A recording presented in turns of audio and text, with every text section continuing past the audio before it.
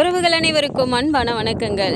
என்னதான் ஏற்கனவே வந்துட்டு ராமேஸ்வரத்தில் அவங்க 2 பேரையும் அவங்க அப்பா பார்த்துட்டாரு அப்படின்னு பல்லவன் வந்து நிலா கிட்ட சொன்னதுக்கு அப்புறமும் கூட நிலா வந்துட்டு ரொம்ப அமைதியாகவே இருக்காங்க. எந்த பிரச்சனை வந்தாலும் பார்த்துக்கலாம், அப்படிலாம் ஒன்றும் ஆயிடாது அப்படின்னு சொல்லிட்டு கூலாக இருக்காங்க. அப்படின்னா அதுக்கு பின்னாடி ஏதோ ஒரு பயங்கரமான ஒரு திட்டம் போட்டு தான் வச்சுருக்காங்க. எல்லாத்தையும் தாண்டி இப்போது கல்யாணம் அப்படின்னு சொல்லிட்டு சந்தா ஃபோன் பண்ணியும் சொன்னதுக்கப்புறம் இங்கேருந்து எல்லாரும் கிளம்பி போகிறாங்க. ஸோ லாஸ்ட் மினிட்ல அங்கே சந்தாக்கு தாலி கட்ட போகிற அந்த கடைசி நிமிஷம் வரைக்கும் அவர் வந்துடுவார் அப்படிங்கிற நம்பிக்கையில் அங்கே சந்தா உட்காந்துட்டு இருக்கும்போது கரெக்டாக அந்த டைமுக்கு போய் நிலா சொல்கிற அந்த விஷயத்தை கேட்டு சந்தாவோட மாமாவாக இருக்கட்டும், அவங்க வீட்டில் இருக்க யாராக இருக்கட்டும், யாராலையும் எதுவுமே பண்ண முடியாத அளவுக்கு தரமான ஒரு காரியத்தை வந்துட்டு நிலா செஞ்சுருக்காங்க. ஸோ அங்கேருந்து சந்தாவை ஈஸியாக கூட்டிகிட்டு வந்துட்டு இங்கே தமிழ்நாட்டில் அவங்க ஆசைப்பட்ட மாதிரியே ஒரு தமிழ் பொண்ணாக எப்படி புடவெல்லாம் கட்டி அவங்க ஆசைப்பட்ட மாதிரி ஒரு கல்யாணம் நடக்க தான் போகுது அப்படின்னு நீங்கள் நினச்சிங்கன்னா மறக்காமல் இந்த வீடியோக்கு ஒரு லைக்கை மட்டும் கொடுத்துருங்க. ஸோ சந்தா வந்துட்டு பயந்துக்கிட்டே இங்கே சேரனுக்கு ஃபோன் பண்ணி சொல்கிறாங்க, எப்போ நம்மளை அங்கே பார்த்தாங்களோ அப்பையிலேருந்து வீட்டுக்கு வந்ததுலேருந்து அதை பற்றி அப்பா யாருக்கிட்டையும் சொல்லலைனாலும் கல்யாணத்தை பற்றி அடிக்கடி பேசுகிறாங்க அப்படின்னு சந்தா பயந்துக்கிட்டே சொல்லும்போது சேரனுமே நானுமே நீ எப்போ ஃபோன் பண்ணுவேன்னு ஃபோனை கையிலே வச்சுட்ருக்கேன்ப்பா, நீ பயப்படாத, எதுவாக இருந்தாலும் எனக்கு உடனே ஃபோன் பண்ண, அனிஷ் உன் கூட தானே இருக்கான் அப்படிங்கிறாங்க. ஆமாம் பையா இங்கே தான் இருக்காங்க அப்படின்னு சொல்லும்போது சரிப்பா நான் அனிஷ் கிட்ட பேசுகிறேன் அப்படின்னு சேரன் ஃபோனை வச்சுட்டாலும் திரும்ப அனிஷுக்கு ஃபோன் பண்ணும்போது அனிஷும் சந்தா பக்கத்துலேயே இருந்து பேசினாலும் இந்த மாதிரி அப்படியெல்லாம் எதுவுமே நடக்கலை, சந்தா வந்து ஏதோ ஒரு பயத்தில் உங்ககிட்ட சொல்லிட்டு இருக்கா பையா, நான் பார்த்துக்கிறேன் அப்படின்னு சொல்லிட்டு இங்கே அனிஷும் பொய் சொல்லிடுறாரு. இதை பார்த்து சந்தாவுக்கு ஒரு மாதிரி கோவம் வருது. எதுக்கு இப்போ பொய் சொன்னீங்க அப்படின்னு கேட்கும்போது அங்கே பையா வந்துட்டு ஒரு மாதிரி குழப்பத்திலே இருப்பார், ஒன்று நினச்சி பயந்துக்கிட்டே இருப்பார், சந்தோஷமாக நிம்மதியாகவே அவரால் இருக்க முடியாது, விடு ஏன் பப்பிலாம் போய் சொல்லிட்டு இருக்க அப்படின்னும் போது அப்போது எனக்கு இங்கே கல்யாணம் நடந்தால் பரவாயில்லையா அப்படின்னு சந்தா கேட்கும்போது எதுவுமே பேசாமல் அனிஷ் போகிறாரு. இதை பார்த்து சந்தாவுக்கு ஒரு மாதிரி கஷ்டமாக இருக்குது. அப்படின்னா பையாவும் இப்போ அவங்க கூட சேர்ந்துட்டாரா அப்படிங்கிற மாதிரி இனிமேல் பையாவை நம்ம நம்பக்கூடாது அப்படின்னு மனசுக்குள்ளார ஒரு இது வந்துடுது. ஸோ வீட்டில் வந்து பார்த்தா இப்போது நிலா வந்து ஆஃபீஸ் முடிச்சுட்டு வராங்க. வந்துட்டு இங்கே சேரன் கிட்ட கேட்டுட்ருக்காங்க, என்னண்ணா அந்த இன்ஜினியர் கிட்ட பேசுனீங்களாண்ணே, அவங்க பேமெண்ட் எதுவும் வரலண்ணே, சோபனாவே இப்போ கேட்க ஆரம்பிச்சிட்டாங்கண்ணே, திவ்யா தான் சொல்லிட்டு இருந்தா, இப்போ சோபனாவே கேட்கும்போது நம்ம மூலமாக வந்த ஒரு ப்ராஜெக்ட்ண்ணா, அதில் பேமெண்ட் வரல அப்படின்னா நம்ம தானே பதில் சொல்கிற மாதிரி இருக்கு, பேசுனீங்களா அப்படிங்கிறாங்க. பேசிட்டேன்ப்பா, வந்து நான் உங்ககிட்ட சொல்லணும்னு நினச்சிட்டே இருந்தேன், வேறு ஏதோ ஒரு யோசனையில் உங்ககிட்ட சொல்ல மறந்துட்டேன்ப்பா அப்படிங்கிறாங்க. சரிங்கண்ணா என்ன சொன்னாங்க அப்படிங்கிறாங்க. இல்லைப்பா அவர் நாளைக்கு இல்லை நாளை மறுநாள் உனக்கு செக் அனுப்பிடுறதா சொன்னார்ப்பா, அதெல்லாம் ஒன்றும் பயப்பட வேணான்னு சொன்னாருப்பா அப்படிங்கிறாங்க. பயம்லாம் ஒன்றும் இல்லைண்ணே, பொதுவாகவே 50% முடிக்கிறதுக்குள்ளாரே அவங்க பேமெண்ட் பாதியாவது கொடுத்துருக்கணுண்ணே, அதுக்கப்புறம் தான் நம்ம லே அவுட்டே கொடுப்போம். ஆனால் நீங்கள் சொன்னீங்கிறனால தான் நாங்கள் எதுவுமே இது பண்ணாமல் பண்ணிட்டு இருந்தோம். ஆனால் சோபனாவே கேட்டதுக்கப்புறம் ஒரு மாதிரி இருக்குல்லண்ணே, 3 பேர் பண்ணுற இடத்துல கேள்வி கேட்குற மாதிரி வச்சுக்க கூடாதுல்ல, அதனால தானே நம்ம மட்டும் இருந்தால் நம்ம சமாளிச்சுக்கலாம் அப்படிங்கிறாங்க. எனக்கு புரியுதுப்பா, அதெல்லாம் ஒன்றும் பிரச்சனை இல்லை அப்படின்னு சொல்லிட்டு சரிப்பா நான் போய் வேலையை பார்க்குறேன் அப்படின்னு இங்கே சேரன் கிச்சனுக்கு போனாலும் அப்படியே ஒரு மாதிரி எதையும் யோசிச்சுட்டே நின்றுட்டுருக்காரு. கொஞ்சம் நேரம் கழித்து நிலா ஃபேஸ் வாஷ்லாம் பண்ணிட்டு போகிறாங்க. எதையும் யோசிச்சுட்டே சேரன் நின்றுட்டுருக்கதை பார்த்துட்டு என்னென்ன கிச்சனுக்கு வந்து என்ன இப்படி யோசிச்சுட்டே இருக்கீங்க, எல்லாம் அப்படியே இருக்குது அப்படிங்கிறாங்க. அது ஒன்றும் இல்லை பண்ணலா, நீ சந்தா ஃபோன் பண்ணுச்சு, அதுதான் ஒரு மாதிரி யோசனையாக இருக்குது அப்படிங்கிறாங்க. ஓ சந்தா ஃபோன் பண்ணாங்களா, என்ன சொன்னாங்கண்ணே, அங்கே நல்லா இருக்காங்கல்ல, எதுவும் பிரச்சனை இல்லைல்ல அப்படிங்கிறாங்க. இல்லைப்பா பிரச்சனை தான் அப்படின்றாங்க. என்னென்ன திரும்பவும் கல்யாணத்துக்கு ரெடி பண்ணுறாங்களாமா அப்படிங்கிறாங்க. ஆமாப்பா அடிக்கடி கல்யாணத்தை பற்றி பேசுகிறாங்கன்னு சொல்லுது, அதுதான் ஒரு மாதிரி பயந்துக்கிட்டே இருக்குப்பா, எப்போவா இருந்தாலும் எனக்கு உடனே ஃபோன் பண்ணு, நான் வந்துடுவேன்னு சொன்னேன், நீங்கள் வருவீங்கிற நம்பிக்கையில் தான் இருக்கேன்னு ஒரு மாதிரி பேசிச்சுப்பா, அதான் கஷ்டமாக இருக்குது அப்படிங்கிறாங்க. அண்ணன் நீங்கள் கவலைப்படாதீங்க, என்ன ஆனாலும் நம்ம பார்த்துக்கலாம், ஃபீல் பண்ணாதீங்கண்ணே அப்படிங்கிறாங்க. சரிப்பா அப்படின்னு சொல்லிட்டு இங்கே அவங்களும் வேலையெல்லாம் பார்த்துட்டு நைட்டு சாப்பிடலாம் அப்படின்னு சொல்லிட்டு சாப்பாடெலாம் எடுத்து வைக்கிறாங்க. ஸோ சாப்பிட உட்காரும் போதே பார்த்தா இப்போ வெளியில் நடேசன் உட்காந்துட்டு இருக்காரு, நிலா எழுந்து போகிறாங்க. இப்போ சோழன் பார்த்துட்டு என்ன இப்போ அந்த ஆளுக்கு சாப்பாடு வேணுமா வேணாமான்னு கேட்க போறியா அப்படிங்கிறாங்க. என்ன சோழன் ஏன் இப்படியே பேசிகிட்டு இருக்கீங்க, அப்புறம் அவர் சாப்பிட வேணாமா, நீங்கள் இருங்க அப்படின்னு சொல்லிட்டு வெளியில் போய் இப்போ கேட்குறாங்க. அதே மாதிரி நடேசன் இல்லைம்மா நான் ஃபுல்லாக சாப்பிட்டு வந்துட்டேன், இட்லி மீன் குழம்பு மட்டன் குழம்புன்னு அப்படியே வெரைட்டியாக நான் சாப்பிட்டு வந்துட்டேம்மா, எனக்கு வேணாம், இனிமேல் நீ வீட்டில் எனக்கு சமைச்சு போடுற வேலையே இல்லை, இனிமேல் சாப்பிட்டீங்களான்னு கூட நீ கேட்க வேணாம், நான் வயிறு ஃபுல்லாக டெய்லி சாப்பிட்டு வந்துடுவேன் அப்படிங்கிறாங்க. ஏன் அப்படி, அது என்ன திடீர்னு அப்படிங்கிறாங்க. என்னம்மா நான் தான் சொன்னேனே நீ மறந்துட்டியா அப்படிங்கிறாங்க. என்ன சொன்னீங்க எனக்கு புரியல அப்படின்றாங்க. என்னம்மா நான் தான் என் எக்ஸை பார்த்தேன்னு சொன்னேனே அப்படிங்கிறாங்க. ஓ அவங்க வீட்டில் போய் இப்போ நீங்கள் சாப்பிட்டு வரீங்களா அப்படிங்கிறாங்க. ஐய நீ என்ன இந்த நடேசனை பற்றி அவளுக்கு கேவலமாவா நினச்சிட்ட, அவள் வீட்டுக்கே போய் சாப்பிட்டு வரதுக்கு, அப்படி இல்லைம்மா அவள் இட்லி கடை தானே போட்டிருக்கா, அங்கேயே போய் நான் சாப்பிட்டு வந்துட்டேம்மா, அதை சொன்னேன், நீ என்னடானா அவங்க வீட்டில் போய் சாப்பிட்டு வந்தியான்னு கேட்குற, அப்படிங்கிறாங்க. அதானே பார்த்தேன். அப்படியே அவங்க வீட்டுக்கு கூட நீங்கள் போய் சாப்பிட்ற அளவுக்கு அவங்க வீட்டில் உள்ளவங்களாம் அவங்கள விட்டுருவாங்களா அப்படிங்கிறாங்க.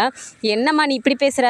அவள் ஒத்த கட்டம்மா, அவளுக்கெல்லாம் யாரும் இல்லை, பிள்ளையும் இல்லை, புருஷனும் இறந்து போயிட்டானா, அதனால் அவள் மட்டும்தான் இங்கே ஏதோ தங்கச்சி வீடு இருக்கான், அதனால் அங்கே இருப்பா போல இருக்குது, சீக்கிரமே வீடு பார்த்துட்டு போயிடுவேன்னு சொன்னா அப்படிங்கிறாங்க. அப்படின்னா இப்போ உங்களுக்கு சாப்பாடு வேணாம் அதானே அப்படிங்கிறாங்க. அதைத்தானே இப்போ நான் சொல்லிட்டு இருக்கேன், எனக்கு சாப்பாடு வேணாம் அப்படிங்கிறாரு. சரி அப்படின்னு சொல்லிட்டு இங்கே நிலாவும் உள்ளே வந்துடுறாங்க. பார்த்தா இப்போ சோழன், என்னம்மா அந்த ஆள் சாப்பிட்டாராம்மா அப்படிங்கிறாங்க. ஆமாம் சோழன், அவர் சாப்பிட்டு வந்துட்டாரா அப்படிங்கிறாங்க. நான் தான் சொன்னேன்ல, அந்த ஆள் வீட்டு சாப்பாடெலாம் எதிர்பார்க்க மாட்டார், அவ்வளோவா வெளியிலே சாப்பிட்டு வந்துடுவார், நாங்களுமே கேட்க மாட்டோம், நீ தான் சும்மா ஓடிட்டுருக்க அப்படிங்கிறாங்க. ஐயோ சோழன் பரவாயில்ல விடுங்க, கேட்குறதுனால இப்போ என்ன இருக்குது அப்படின்னு சொல்லிட்டு சாப்பிடலாம் அப்படின்னு எல்லாருக்கும் இப்போ எடுத்து வச்சுட்டு இருக்கும்போது பார்த்தா கரெக்டாக இப்போ திரும்பவும் சந்தா கிட்ட இருந்து ஃபோன் வருது. பதறிக்கிட்டு அப்படியே சேரன் ஃபோன் எடுக்கிறாரு. நிலா பார்த்துட்டு, அண்ணா ஏன்னா இப்படி டென்ஷன்லேயே இருக்கீங்க, சந்தா ஃபோன் பண்ணாலே டென்ஷன் ஆயிடுவீங்களா, அதெல்லாம் ஒன்றும் இருக்காது, நீங்கள் பேசுங்க அப்படிங்கிறாங்க. அதே மாதிரி பேசின உடனே இங்கே சந்தாவும் டென்ஷன் ஆகிற மாதிரியே ஒரு விஷயத்த தான் சொல்கிறாங்க. உடனே கல்யாணம் ஏற்பாடு பண்ணிட்டாங்க அப்படின்னு சொன்ன உடனே இங்கே எல்லாருக்குமே டென்ஷன் ஆகிடுது. சரிப்பா நீ கவலைப்படாமல் இரு, நான் வரேன் அப்படிங்கிறாங்க. நிலா பார்த்துட்டு, என்னாச்சுண்ணே அப்படிங்கிறாங்க. உடனே கல்யாணம் ஏற்பாடு பண்ணிட்டாங்களாம்ப்பா, நாளைக்கு காலையில் கல்யாணமா அப்படிங்கிறாங்க. நாளைக்கு காலையிலையா, என்னண்ணா அண்ணா ஸ்பீக்கரில் போடுங்க ஃபோனை அப்படிங்கிறாங்க. சரிண்ணா சந்தா ஒரு நிமிஷம்ப்பா, இதோ நிலாவும் பக்கத்தில் தான் இருக்குது, எல்லாருமே இருக்காங்க, நான் ஸ்பீக்கரில் போடுறேன் பேசுப்பா அப்படின்ட்டு இப்போது ஃபோனை ஸ்பீக்கரில் போடுறாங்க. ஸோ நிலாவும் சந்தா அதெல்லாம் பயப்படாதீங்க, நாளைக்கு காலையில் எத்தனை மணிக்கு அப்படிங்கிறாங்க. 10 மணிக்கு சொல்லியிருக்காங்க அப்படின்றாங்க. இப்போது கிளம்புனா கூட நாங்கள் நாளைக்கு காலையிலலாம் அங்கே வந்துடுவோம், நாங்கள் கண்டிப்பாக வந்துடுவோம் சந்தா, நீங்கள் பயப்படாமல் இருங்க அப்படிங்கிறாங்க. நீங்கள் எல்லோரும் வருவீங்கிற நம்பிக்கையில் தான் இருக்கேன் அப்படின்னு சொன்ன உடனே சேரனுமே நீ கவலைப்படாத சந்தா அப்படின்னு சொல்கிறாங்க. சோழனுமே சந்தா அதெல்லாம் பயப்படாத, நாங்கள்லாம் இருக்கோம்ல, நாங்கள் ஏதோ இப்போ உடனே கிளம்புறோம் அப்படின்றாங்க. சரி அப்படின்னு சொல்லிட்டு இங்கே ஃபோனை கட் பண்ண உடனே எல்லாருமே அவசரமாக எல்லோரும் எடுத்து வைக்கிறாங்க. இப்போ பல்லவன், அண்ணே நீ நானும் வரேன் நீ அப்படிங்கிறாங்க. உடனே இங்கே சேரன் பார்த்துட்டு, டேய் வேணாண்டா, உன்னை கிளாஸ் வேறு சேர்த்து விட்ருக்கோம்ல, நீ அதை பாரு, நீங்கள் இருந்து படி, கடையில் ஏதாவது வாங்கி சாப்பிட்டுக்கூடா, இந்தட பல்லவ காசு வச்சுக்கோ அப்படிங்கிறாங்க. என்னென்ன ஏற்கனவே அங்கே போனப்பையும் என்னை விட்டுட்டு தான் போனீங்க, இப்போ போகும்போது என்னை விட்டு போகிறீங்க, உனக்கு ஒரு பிரச்சனைனா அங்கே நான் இருக்க வேணாமா, பரவாயில்ல கிளாஸ் தானே, நான் நோட்டை என் ஃப்ரெண்ட்ஸுக்கிட்ட வாங்கிட்டு நான் அது பண்ணிக்கிறேன், நானும் வரேண்ணே அப்படிங்கிறாங்க. பாண்டியும் பார்க்குறாரு, விடுண்ணே அவனும் வரட்டும் அப்படின்னு சொல்லிட்டு இப்போ இங்கேருந்து கிளம்பிடுறாங்க. நேராக அங்கே போனதுக்கப்புறம் மாற்றி தான் பாண்டியும் சோழனும் மாற்றியே ட்ரைவ் பண்ணுறாங்க. அவ்வளோ லாங் ஒரே ஆளால் ஓட்ட முடியாதுன்னு. ஸோ ஒரு வழியாக காலையில் அங்கே போய் ரீச் ஆகிடுறாங்க. ஆல்ரெடி 9:30 ஆகிடுது. நிலா வந்து பார்க்குறாங்க, சோழன் மணி இப்போவே 9:30 ஆயிடுச்சு சோழன் அப்படிங்கிறாங்க. அவ்வளோதான் நிலா அதை வந்துட்டோம் அப்படின்னு சொல்லிட்டு நேராக போய் இறங்கி அவங்க வீட்டுக்கிட்ட போய் பார்த்தா கதவு சாத்தியிருக்கு. போய் அங்கே இருக்கவங்க கிட்ட கேட்குறாங்க. அவங்க இந்த மாதிரி சந்தாக்கு கல்யாணம் பக்கத்தில் இருக்க கோவிலில் நடக்குது அப்படின்னு சொன்ன உடனே இங்கேருந்து பக்கத்தில் இருக்க கோவில்னால் எங்கே அப்படின்னு சொல்லி விசாரிச்சுக்கிட்டு நேராக அங்கே போகிறாங்க. ஸோ வண்டியை நிப்பாட்டும் போது பார்த்தா கரெக்டாக அங்கே அவங்களோட அந்த இதில் கல்யாணம் ஆகிற அந்த மேலே சவுண்டெல்லாம் கேட்கும்போது இங்கே இறங்கி குடுகுடுன்னு ஓடுறாங்க. அவ்வளோ ஸ்பீடாக ஓடினாலும் பின்னாடியே நிலா வந்துட்டு லேப்டாப்லாம் எடுக்கிறாங்க. அப்போ சோழன் பார்த்துட்டு, என்ன நிலா சீக்கிரம் வா, லேப்டாப் எதுக்கு எடுத்துகிட்டு இருக்க அப்படிங்கிறாங்க. நீங்கள் போங்க சோழன் நான் வரேன் அப்படின்னு சொல்லிட்டு இங்கே சோழனும் அப்புறம் சேரனும் முன்னாடி வேகமாக ஓடுறாங்க. பின்னாடி பாண்டி பல்லவன் போனோம். கடைசியாக நிலாவும் வந்துடுறாங்க. உள்ளே போனால் இங்கே தாலி கட்ட போகிறாங்க. சோழன் அப்படி பார்க்குறாரு. சேரன் அப்படியே ஒரு மாதிரி கண்ணை கலங்கிட்டு நின்று வேடிக்கை பார்த்துட்டு இருக்காரு. நிலா அங்கேருந்து பின்னாடியே வந்தவங்க இப்படி சேரனையும் பார்த்துட்டு இப்படி பார்க்குறாங்க. ஸோ அங்கே லாஸ்ட் மினிட்டாக இருக்குது அப்படிங்கும்போது நிலா டக்குன்னு போயிட்டு நிறுத்துங்க அப்படின்னு சொல்லிட்டு கத்திடுறாங்க. இதை பார்த்த உடனே இந்த ஃபேமிலியே மொத்தம் வந்துருச்சு அப்படிங்கும்போது இப்போது சந்தாவோட அப்பாவுக்கு ஒரு மாதிரி ஆகுது. அவர் டக்குன்னு பார்த்துட்டு, நீங்கள் எதுக்கு இங்கே வந்தீங்க, பிரச்சனை பண்ணுறதுக்காக இங்கே வந்திருக்கீங்களா அப்படின்னு சொல்லிட்டு கூட இருக்கவங்கள்ட்டலாம், இவங்க பிரச்சனை பண்ணுறதுக்காகவே வந்திருக்காங்க, இவங்க எல்லாத்தையும் வெளியே துரத்துங்க அப்படிங்கிறாங்க. நிலா அப்படியே பார்த்துட்டு, என்னது வெளியே துரத்தணுமா, ஒரு நிமிஷம் நான் சொல்கிறத கேளுங்க அப்படிங்கிறாங்க. நீ எதுவும் சொல்ல தேவையில்லை, நீ என்ன சொல்லுவ ஏது சொல்லுவாங்கிறது எனக்கு தெரியாதா, முதல்ல வெளியே போங்க அப்படின்னு சொல்லிட்டு இப்போ எல்லாரும் சூழ்ந்து வந்த உடனே இங்கே பாய்ஸ் எல்லாருமே சேர்ந்துக்கிறாங்க. ஸோ பசங்க எல்லாருமே சேர்ந்துட்டு இங்கே அவங்கள ஃபைட் பண்ண போகும்போது நிலா டக்குன்னு, சோழன் அமைதியாக இருங்க, அடித்தடிலாம் எதுவும் வேண்டாம் அப்படின்னு சொல்லிட்டு ஒரு நிமிஷம் இருங்க அப்படின்னு சொல்லிட்டு விறுவிறுன்னு உள்ளே போகிறாங்க. ஸோ உள்ளே போன உடனே எல்லாரும் அப்படியே ஒரு மாதிரி முறைக்கிறாங்க. சந்தாவோட அம்மாக்கெல்லாம் அவ்வளோ கோபம். இங்கே பார்த்தா அனிஷா அப்படியே ஒரு மாதிரி பார்க்குறாரு, உம்மனை ஒரு மாதிரி நிற்கிறாரு. சேரனுக்கே பார்க்கும்போது வித்தியாசமாக தெரியுது.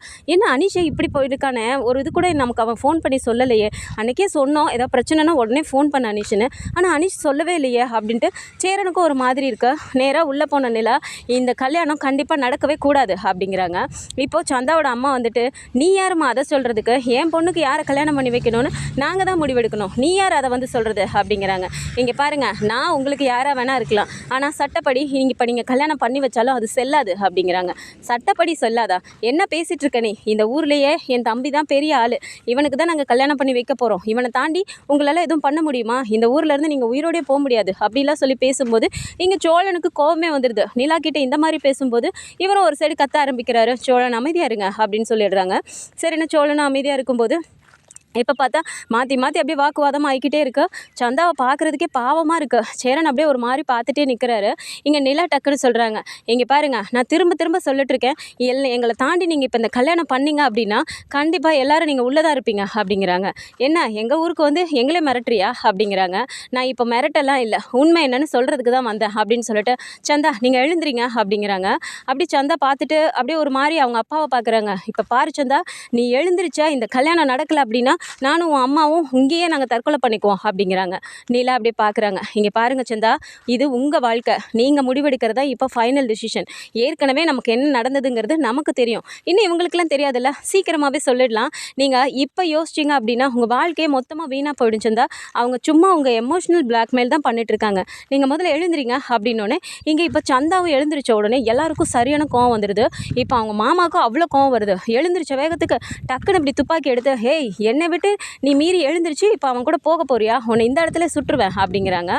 சுடுங்க சோழன், நீங்கள் அப்படி வீடியோ எடுங்க அப்படின்னு சொல்லிட்டு இங்கே நிலா ரொம்ப தைரியமாக பேசும்போது சோழனும் டக்குன்னு மொபைல் எடுத்துகிட்டு நீ என்ன பண்ணுமோ பண்ண, நானும் வீடியோ எடுக்கிறேன் அப்படிங்கிறாங்க. சுற்றி இருக்கவங்களாம் அப்படியே சூழ்ந்து வந்து இப்போ சோழனை அட்டாக் பண்ண வரும்போது நிலா சொல்லிடுறாங்க, நாங்கள் இவ்வளோ தைரியமாக நாங்கள் வந்து இவ்வளோ பண்ணுறோம் அப்படின்னா நாங்கள் எதுவும் பிளான் பண்ணாமல் வந்திருப்போம்னு நினச்சிட்டு இருக்கீங்களா அப்படிங்கிறாங்க. எல்லாருக்குமே அப்படியே ஒரு மாதிரி ஷாக்காக தான் ஆகுது. இருந்தாலும் பாண்டிக்கு பல்லவனுக்கு சோழனுக்குலாம் ஒன்றுமே புரியல, என்ன பிளான் பண்ணிட்டு வந்தோம் நம்ம, ஒன்றுமே இல்லை, இவளா அடிச்சு விட்றால அப்படிங்கிற மாதிரி சோழனும் பார்க்குறாரு. அண்ணா நீங்கள் அதை எடுங்கண்ணே அப்படிங்கிறாங்க. இது உன் லேப்டாப்பில் தான்ப்பா இருக்குது அப்படிங்கிறாங்க. ஆமாம்ல கொடுங்கண்ணே அப்படின்னு சொல்லிட்டு வேகமாக லேப் ஓப்பன் பண்ணிவிட்டு, உங்கள் எல்லாருக்கும் முக்கியமான விஷயம் கேட்டுக்கோங்க, இப்போ நீங்கள் இந்த கல்யாணம் நீங்கள் நடத்துனீங்க அப்படின்னாலும் சட்டப்படி இது செல்லாது. நான் ஏற்கனவே சொன்னேன், நீங்கள் என்னவோ அது இதுன்னு சொல்லி பேசிகிட்டு இருக்கீங்க, என்ன நடந்துச்சுன்னு முதல்ல தெரிஞ்சுட்டு அதுக்கப்புறமா நீங்கள் பேசுங்க அப்படிங்கிறாங்க. அப்படி என்ன தான் நடந்துச்சு, எங்கள் பொண்ணு எங்களை மீறி அப்படியெல்லாம் எதுவும் பண்ணிட மாட்டா அப்படிங்கிறாங்க.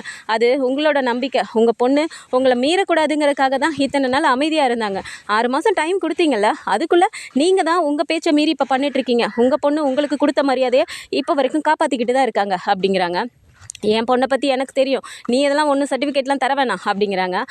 உங்கள் பொண்ணை பற்றி சர்டிஃபிகேட் நான் தர வரல, ஆனால் வேறு ஒரு சர்டிஃபிகேட்டை காட்டுறேன் பாருங்கள் அப்படின்னு சொல்லிட்டு இப்போது நிலா எடுத்து காட்டின உடனே எல்லாருக்குமே பயங்கர ஷாக் ஆகுது. ஏன்னா ஏற்கனவே சேரனுக்கும் சந்தாக்கும் ரிஜிஸ்டர் மேரேஜ் தெரியாமல் நிலாவே பண்ணி வச்சு அந்த சர்டிஃபிகேட் கையில் இருக்குது அப்படிங்கிறனால தான் எந்த பிரச்சனை வந்தாலும் நம்ம பார்த்துக்கலாண்ணே, நீங்கள் கவலைப்படாதீங்க அப்படின்னு சொல்லிட்டு அங்கே ராமேஸ்வரத்தில் இந்த மாதிரி அவங்க பேசுனாங்க. அப்படிங்கும்போது நிலா வந்து அதை பெருசாக எடுத்துக்காமல் பிரச்சனைன்னு ஒன்று வரும்போது பார்த்துக்கலாம், ஆனால் இப்போதைக்கு நீங்கள் 2 பேரும் ஹஸ்பண்ட் அண்ட் ஒய்ஃப் தானே, அதாவது லீகலாக வந்து நீங்கள் 2 பேரும் கல்யாணம் பண்ணிட்டீங்க, இனிமேல் ஊருக்காக நம்ம பண்ணுறது தானே, அதனால் பயப்படாதீங்கண்ணே அப்படின்னு சொல்லிட்டு இங்கே சேரன்கிட்டேயே ஒரு சமாதானம் சொல்லி வச்சுருக்காங்க. ஸோ அந்த ஒரு ஹோப்பில் தான் இவங்களுமே இருந்துகிட்டு இருக்கும்போது அங்கே சந்தாவும் எப்படியா இருந்தாலும் நம்ம கல்யாணம் பண்ணிட்டோம், ரிஜிஸ்டர் மேரேஜ் பண்ணிட்டோம், அப்போ சேரன் வந்துருவார், நிலாவும் இருக்காங்க அப்படிங்கிற ஒரு தைரியத்தில் தான் சந்தாவும் அவ்வளோ லாஸ்ட் மினிட் வரைக்கும் தைரியமாக உட்காந்துட்டு இருந்திருக்காங்க. இதை காட்டினதுமே எல்லாருக்குமே அப்படியே ஒரு மாதிரி ஷாக் ஆனாலும் அவங்க அப்பாவா இதெல்லாம் நான் நம்ப மாட்டேன், என் பொண்ணு என் கூட தானே இருந்தா, அப்புறம் எப்படி நீங்கள் இப்படி கல்யாணம்லாம் பண்ண மாதிரி நீங்கள் ஒரு ஃபேக் சர்டிஃபிகேட் எடுத்துகிட்டு வந்து காட்டுறீங்க அப்படிங்கிறாங்க. இது ஃபேக் சர்டிஃபிகேட்லாம் கிடையாது, நான் வேணால் அந்த ரெஜிஸ்டர் ஆஃபீஸ்க்கே ஃபோன் பண்ணி தரேன், இல்லைனா ரெஜிஸ்ட்ரேஷன் நம்பர் இருக்குது, இதை போட்டு இது ஃபேக்காக ஒரிஜினலானு நீங்களே செக் பண்ணிக்கோங்க அப்படிங்கிறாங்க. இப்போது சந்தாவோட மாமா பார்க்குறாரு, என்ன எல்லோரும் போய் சொல்லி இப்படி ட்ராமா பண்ண வந்திருக்கீங்களா அப்படின்னு சொல்லிட்டு சந்தாவை பார்த்துட்டு, நீ தான் இவங்களுக்கு ஃபோன் பண்ணி இந்த மாதிரிலாம் வந்து ட்ராமா போட சொல்லி அது பண்ணியா அப்படின்னு சொல்லிட்டு சந்தாவை அடிக்க போகிறாங்க. ஸோ அந்த மாதிரி பண்ண ஆரம்பிக்கும் போதே இப்போ டக்குன்னு சோழன் முன்னாடி போய் நின்றுறாரு. சந்தா மேலே கைக்கு வச்சிங்க அவ்வளோதான் சொல்லிட்டேன் அப்படின்னு சொல்லிட்டு இங்கே பேசிகிட்டு இருக்கும்போதே பார்த்தா கரெக்டாக போலீஸும் வந்துடுறாங்க. ஸோ இங்கே வர்றதுக்கு முன்னாடியே நாங்கள் முன்னாடி போகிறோம் நீங்கள் வாங்க அப்படிங்கிற மாதிரி போலீஸுக்கும் இன்ஃபார்ம் பண்ணிட்டு தான் வந்திருக்காங்க. ஸோ போலீஸும் வந்த உடனே எல்லாருமே அப்படியே பார்க்குறாங்க. சார் நான் தான் சார் உங்களுக்கு ஃபோன் பண்ணி வர சொன்னேன், இங்கே பாருங்கள் சார், ஆல்ரெடி இவங்க 2 பேரும் மனசு ஒத்து போய் அவங்களுக்கு பிடிச்சி தான் ரிஜிஸ்டர் மேரேஜ் பண்ணிட்டாங்க, ஆனால் இப்போது அது ஒன்றுமே இல்லைங்கிற மாதிரி இப்போ அவங்க இந்த மாதிரி பிடிக்காத கல்யாணத்தை பண்ணி வைக்க போகிறாங்க சார். அந்த பொண்ணுக்கு சுத்தமாக விருப்பமே இல்லை, இவங்க 2 பேரும் மேஜர் தானே, அப்போ இவங்க விருப்பத்துக்கு கல்யாணம் பண்ணுறதுக்கு அவங்களுக்கு உரிமை இல்லையா, என்ன தான் அவங்க அப்பா அம்மாவுக்கு மரியாதை கொடுத்து இவங்க இத்தனை நாள் இருந்தாலும் திரும்பவும் இந்த மாதிரி நாங்கள் செத்து போயிடுவோம், எமோஷனல் பிளாக்மெயிலாம் பண்ணுறாங்க சார் அப்படின்னு சொல்லிட்டு இங்கே நிலா பேச ஆரம்பித்த உடனே இங்கே இன்ஸ்பெக்டர் கேட்குறாரு, என்னம்மா இவங்க சொல்கிறதெல்லாம் உண்மையா, உனக்கு இந்த கல்யாணத்தில் விருப்பம் இல்லையா அப்படின்னு சொல்லும்போது சந்தா அப்படியே அவங்க அப்பாவை பார்த்து அவங்க மாமா பார்த்துலாம் ஒரு மாதிரி பயப்படுறாங்க. இங்கே பாருமா, எதுவாக இருந்தாலும் நீ என்கிட்ட சொல்லு, நீ எதுக்கு யாருக்காக பயந்துட்டு இருக்க, அதெல்லாம் எமோஷனல் பிளாக்மெயிலாம் ஒன்றும் ஆகாது, நீ சொல்லு அப்படிங்கிறாங்க. அப்போது சந்தாவும் வாயை விட்டு சொல்லிடுறாங்க, ஆமாம் எனக்கு அவரை தான் பிடிச்சிருக்கு, ஏற்கனவே நான் அவர் கூட தமிழ்நாட்டில் இருக்கும்போதே நான் அவர் கூட ரிஜிஸ்டர் மேரேஜ் பண்ணிட்டேன், அதுவும் அந்த சர்டிஃபிகேட்டும் அங்கே இருக்குது, ஆனால் இதெல்லாம் காட்டினா நம்ப மாட்டேங்கிறாங்க, எனக்கு பிடிக்காத கல்யாணம் என் மாமா கூட நடத்த பார்க்குறாங்க அப்படின்னு சொல்லிட்டு இங்கே சந்தாவும் சொன்ன உடனே எங்கள் போலீஸும் பார்க்குறாங்க, அது ஒரிஜினல் தானா அப்படின்னு சொல்லி பார்க்குறாங்க. அதுக்குள்ளார அவங்க அப்பா வந்துட்டு, சார் இல்லை சார், இவங்க என்கிட்ட வந்து கேட்டாங்க சார், நான் 6 மாதம்னு சொல்லிட்டு அவங்கள அனுப்புறதுக்காக சும்மா சொல்லி அனுப்பி வச்சேன், ஆனால் என் பொண்ணு என் கூட தான் இருந்தா, ஆனால் இவங்க சும்மா ஏதோ ஒரு ஃபேக் சர்டிஃபிகேட்டை ரெடி பண்ணிட்டு வந்து என்கிட்ட இப்படிலாம் பொய் சொல்கிறாங்க சார், நீங்களே செக் பண்ணி பாருங்கள், அப்படி ஒரு கல்யாணம்லாம் நடக்கவே இல்லை அப்படின்னு சொல்லிட்டு இங்கே சந்தாவோட அப்பாவும் ரொம்ப போல்டாக சொல்லிட்டு இருக்காரு. ஆனால் இங்கே இவங்க செக் பண்ணி பார்த்துட்டு அந்த ஒரு வெரிஃபிகேஷன்லாம் முடிஞ்ச உடனே, இல்லை நிஜமாவே இவங்க 2 பேரும் ரிஜிஸ்டர் மேரேஜ் பண்ணிட்டாங்க, இதுக்கு மேலே இவங்களுக்கு வேறு கல்யாணம்லாம் பண்ண முடியாது, அப்படியே பண்ணணும்னா அந்த பொண்ணு டிவோர்ஸ் வாங்கினா தான் பண்ண முடியும், ஆனால் அந்த பொண்ணு பண்ணாது, ஏன்னா அந்த பொண்ணுக்கு தான் விருப்பமே இல்லைன்னு சொல்லும்போது நீங்கள் இதுக்கு மேலே ஏதாவது பண்ணிங்கன்னா உங்கள் மேலே எல்லார் மேலேயும் நான் கேஸ் ஃபைல் பண்ணுவேன், அரெஸ்ட் பண்ணி உள்ளே வைப்பேன் அப்படின்னு சொல்லிட்டு எங்கள் போலீஸும் சொன்ன உடனே யாராலையும் எதுவுமே பண்ண முடியல. நிலா அப்படியே சும்மா கெத்தாக நிற்கிறாங்க. சேரனுக்கு அப்படியே ஒரு சந்தோஷம். டக்குன்னு சந்தா அப்படி பார்க்கும்போது இன்ஸ்பெக்டரும் நீங்கள் வாமா அப்படின்னு சொல்லிட்டு இங்கே சேரனை பார்த்துட்டு, நீ உனக்கு சம்மந்தம் தானேப்பா அப்படிங்கிறாங்க. என்ன சார் இப்படி கேட்குறீங்க, அந்த பொண்ணுக்காக தான் சார் நான் தமிழ்நாட்டிலேருந்து இங்கே வரைக்கும் வந்திருக்கேன் சார், நேற்று நைட்டு தான் ஃபோன் பண்ணாங்க, எவ்வளோ வேகமாக வந்தோன்னு எங்களுக்கு தான் சார் தெரியும் அப்படின்னு சேரனும் சொல்கிறாரு. உண்மையான அன்புனா இப்படி தான் இருக்கணும் அப்படின்னு சொல்லிட்டு, இப்போ என்னம்மா நீங்கள் 2 பேரும் இங்கேயே கல்யாணம் பண்ணிக்கிறீங்களா அப்படிங்கிறாங்க. சந்தா பார்த்துட்டு, இல்லை எனக்கு இப்போ கல்யாணம் வேணாம் அப்படிங்கிறாங்க. அப்போ பார்த்துட்டு, ஏய் என்ன நினச்சிட்டு இருக்கடி, நீ ரிஜிஸ்டர் மேரேஜ் பண்ணிட்டேன்னு வர சொல்கிறாங்க, இப்போ கல்யாணமும் வேணாங்கிற, அப்படின்னா இந்த பையனே உனக்கு பிடிக்கலையா அப்படின்னு அவங்க அம்மா கேட்குறாங்க. இல்லை நான் அப்படி சொல்லலை, எனக்கு கல்யாணம் முறைப்படி நடக்கிறது அங்கே தமிழ்நாட்டில் அவங்க வழக்கப்படி எனக்கு நடக்கணும்னு தான் ஆசை, இங்கே இந்த முறைப்படி எனக்கு கல்யாணம் நடக்க வேணாம், அதனால் நான் அங்கே போய் பண்ணிக்கிறேன், ஏற்கனவே தான் நாங்கள் ரிஜிஸ்டர் மேரேஜ் பண்ணிட்டோம்ல அப்படின்னு சொல்லிட்டு இப்போ இங்கே சந்தா சொன்ன உடனே மற்றவங்களுக்கு கோவம் வந்தாலும் இங்கே சேரனுக்கு மற்ற அவங்க ஃபேமிலிக்குலாம் ரொம்ப சந்தோஷமாக இருக்குது. சரிம்மா, அதனால் ஒன்றும் பிரச்சனை இல்லை, நீங்கள் தமிழ்நாட்டுக்கு சேஃபாக போய் ரீச் ஆனதுக்கப்புறம் அங்கே இருக்க இன்ஸ்பெக்டர் கிட்ட சொல்லி எனக்கு பேச சொல்லுங்கள், நீங்கள் நல்லபடியாக அங்கே போய் கல்யாணம் பண்ணுறதுனாலும் பண்ணிக்கலாம், ஆனால் நீங்கள் இங்கேருந்து போகிற வரைக்கும் இவங்களால உங்களுக்கு எந்த தொந்தரவும் வராது, நான் பார்த்துக்கிறேன், அப்படி ஏதாவது இருந்தாலும் நீங்கள் தாராளமாக எனக்கு ஃபோன் பண்ணுங்கள் அப்படின்னு சொல்லிட்டு இன்ஸ்பெக்டர் டேரெக்டாக அவரோட நம்பரையே வந்துட்டு இங்கே நிலா கிட்டேயும் கொடுத்துட்றாங்க. கண்டிப்பாக சொல்கிறோம் சார் அப்படின்னு சொல்லிட்டு இப்போ இங்கேருந்து கிளம்பலாம் அப்படின்னு சொல்லிட்டு சும்மா மாசா சந்தாவோட கையை பிடிச்சிட்டு சேரனும் கிளம்புறாரு, பின்னாடியே நிலா, சோழன், பாண்டி, பல்லவன் எல்லாருமே கிளம்புறாங்க. இப்போது டக்குன்னு சேரனுக்கு ஒரு யோசனை வருது, ஆமாம் அனீஷ் இங்க அப்படிங்கிறாங்க. சந்தா அப்படியே ஒரு மாதிரி பார்த்துட்டு, இல்லை அனீஷ் பையா முன்னாடி மாதிரி இல்லை, இப்போ மாறிட்டாரு அப்படிங்கிறாங்க. என்ன சந்தா சொல்கிற அப்படிங்கிறாங்க. ஆமாம் அன்னைக்கு உங்ககிட்ட ஃபோனில் பேசினப்பே பையா பொய் தான் சொன்னார் அப்படிங்கிறாங்க. பொய் சொன்னானா, ஏன் அப்படி பண்ணா அப்படிங்கிறாங்க. ஆமாம் கேட்டால் நீங்கள் கஷ்டப்படுவீங்கிறக்காக சொன்னேன் அப்படின்னு சொன்னார், ஆனால் இப்போது கல்யாணம் வரைக்கும் ஏற்பாடு பண்ணதுக்கப்புறம் உங்களுக்கு ஃபோன் பண்ணி சொன்னார் அவர் அப்படிங்கிறாங்க. நானும் யோசித்தேன் சந்தா, ஏன் அனீஷ் திடீர்னு இப்படி மாறிட்டான், ஒருவேளை அவனை மிரட்டியிருப்பாங்களோ அப்படிங்கிறாங்க. என்ன நடந்ததுன்னு எனக்கு தெரியல, ஆனால் பையாவும் அப்பா அம்மா கூட சேர்ந்துட்டாரு, அதுதான் எனக்கு கஷ்டமாக போச்சு, அதை தாங்கிக்கவும் முடியல எனக்கு, அதனால தான் நானே உங்களுக்கு ஃபோன் பண்ணி சொல்லிட்டேன் அப்படின்னு இங்கே சந்தாவும் சொல்கிறாங்க. ஸோ அனீஷை பார்க்கும்போது அனீஷ் அங்கேருந்து வந்து, என்னை மன்னிச்சிருங்க பையா, அப்பா அம்மா உயிர் போயிடுமோன்னு எனக்கு ஒரு மாதிரி பயம் வந்துருச்சு, சந்தா உங்ககிட்ட பேசுகிறாளோ இல்லையோ, நான் உங்ககிட்ட பேசுகிறேன்னு அவங்களுக்கு நல்லாவே தெரியும், அதனால் உங்ககிட்ட எந்த விஷயத்தையும் சொல்லக்கூடாது, அப்படி சொல்லி நீங்கள் வந்தீங்கன்னா அவங்க செத்து போயிடுவான்னு என்கிட்ட மிரட்டினாங்க பையா, அதனால தான் நான் அப்படி பண்ணேன் அப்படின்னு சொல்லிட்டு இங்கே அனீஷும் சொல்கிறாரு. இதை பார்த்தா நிலாவுக்கு செம்ம கடுப்பு வருது. என்ன அனீஷ் நீங்கள் இப்படி இருக்கீங்க, சந்தா ஒரு பொண்ணு இவ்வளோ போல்டாக ஃபோன் பண்ணி சொன்னதோட லாஸ்ட் மினிட் வரைக்கும் நாங்கள் வந்துடுவோம் எப்படியாவது காப்பாற்றிடுவோன்னு அவங்க நினச்சிட்டு இருந்தாங்கல்ல, அது ஏன் உங்களுக்கு தோணலை அப்படிங்கிறாங்க. என்னை மன்னிச்சிருங்க சிஸ்டர், எனக்கு ஏதோ அப்பா அம்மாவுக்கு எதுவும் ஆயிருமோன்னு ஒரு மாதிரி பயம் வந்துருச்சு அப்படிங்கிறாங்க. போ அனீஷ், உன்னை போய் நம்பினேன் பாரு அப்படின்னு சொல்லிட்டு இங்கே சேரனும் இது பண்ணும்போது அனீஷ் போய் சேரன்கிட்ட சாரியே சொல்கிறாரு. ஸோ அங்கேருந்து அவங்க தமிழ்நாட்டுக்கு வந்ததுக்கப்புறம் எப்படி அவங்க ஆசைப்பட்டாங்களோ அதே மாதிரியே சேரனுக்கும் சந்தாவுக்கும் ரொம்ப கிராண்டாக கல்யாணம் நடக்க போகுது. ஸோ இது எல்லாத்துக்கும் மேலே டைரக்டர் சைட்லேருந்து வந்த அப்டேட் என்ன அப்படின்னா, அந்த வீட்டில் மொழி தெரியாத ஒரு பொண்ணு அந்த வீட்டுக்கு வந்ததுக்கப்புறம் 4 மருமகளும் இருந்து அவங்க எப்படி அதை ஃபேஸ் பண்ண போகிறாங்க அப்படிங்கிறது தான் இனிமேல் வரப்போகிற சுவாரஸ்யமான கதைக்களம் அப்படின்னும் டைரக்டர் சைட்லேருந்து ஒரு இன்ஃபர்மேஷன் வந்திருக்கு. அப்படிங்கிறனால கண்டிப்பாக சேரன் சந்தாக்கு கல்யாணம் நடக்க தான் போகுது. ஸோ இந்த மாதிரியான கதைக்களம் வந்தால் நல்லாயிருக்கும்னு நினச்சிங்கன்னா மறக்காமல் நம்மளோட சேனலை சப்ஸ்கிரைப் பண்ணிக்கோங்க. அண்ட் வீடியோ பிடிச்சிருக்கு அப்படின்னா சின்னதாக லைக்கை மட்டும் கொடுத்துருங்க. தேங்க்ஸ் ஃபார் வாட்சிங்.